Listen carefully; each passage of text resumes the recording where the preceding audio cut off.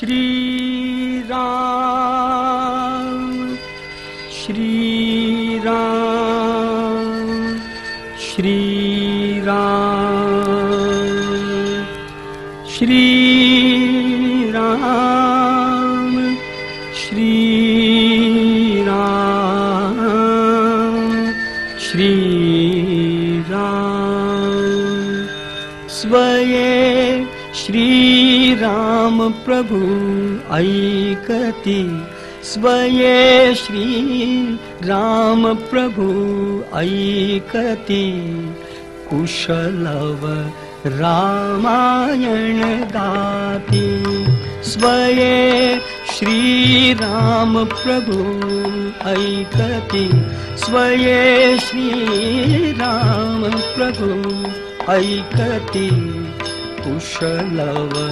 रामायण गाती कुशलव रामायण गाती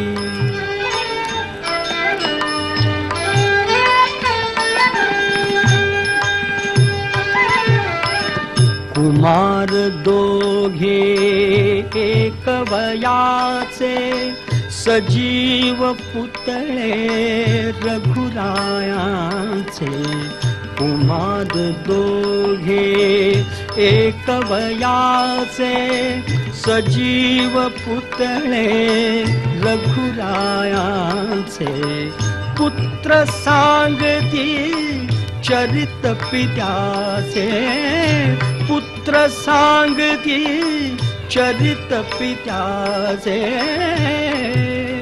ज्योतीने तेजाची आरती ज्योतीने तेजाची आरती कुशलव रामायण गाती कुशलव रामायण गाती स्वये श्री राम प्रभु ऐकती स्वये श्री राम प्रभु ऐकती कुशलव रामायण गाती कुशलव रामायण गाती।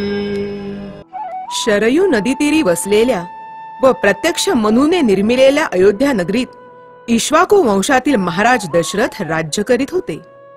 सर्व प्रजा अत्यंत सुखी समाधानी होती। राजा अत्यंत प्रजाहितदक्ष होता। सर्व प्रजेचे तो पित्याप्रमाणे पालन करीत होता। अशा दशरथ राजाची अयोध्या नगरी स्वर्गापेक्षाही सुंदर आणि वैभव संपन्न होती। सरयू तीरावरी अयोध्या मनु निर्मित नगरी अयोध्या मनु निर्मित नगरी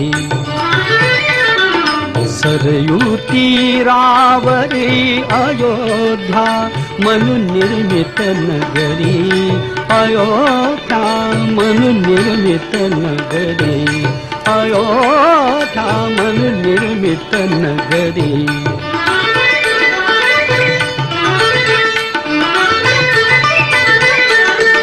त्या नगरीच्या विशालतेवर उभ्या राहिल्या वास्तू सुंदर मधुन वाहती मार्ग समांतर रथबाजी गजपथिक चालती नटुनी त्यांच्या बरे हो नटुनी त्यांच्या बरे अयोध्या मनु निर्मित नगरे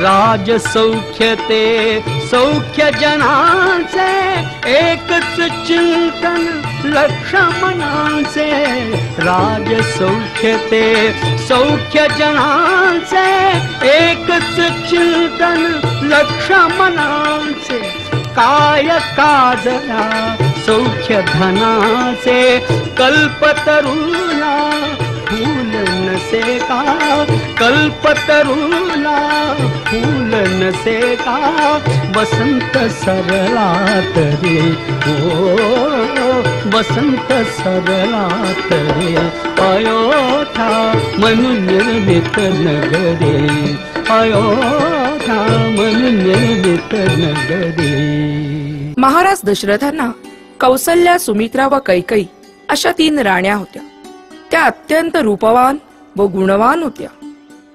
सर्व सुखे पायाशी हात जोडून उभी असूनही दशरथाच्या संसार वेलीवर अपत्य रूपी फूल उमललेले नव्हते। अयोध्येच्या प्रजेलाही एवढी एकच चिंता होती। त्यामुळेच कुलगुरू वशिष्ठांनी दशरथ महाराजांना सुचविले, हे राजन, आपण आपला राजधर्म योग्य प्रकारे पाळत आहातच। आपण पुत्र प्राप्तीसाठी पुत्र कामेष्ठी यज्ञ करावा। त्यासाठी ऋष्यशृंग ऋषीही आपणास मार्गदर्शन करतील। जशी आपली आज्ञा गुरुवर्य।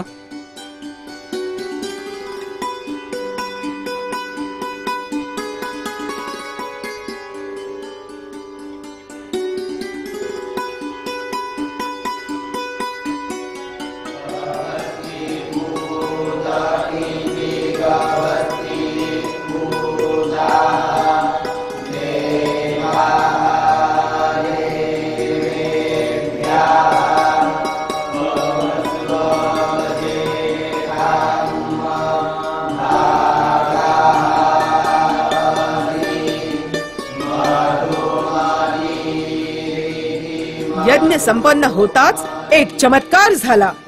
यज्ञ कुंडातील अग्नीतून एक दिव्य तेजस्वी महापुरुष सुवर्ण पात्रात प्रसाद रूपी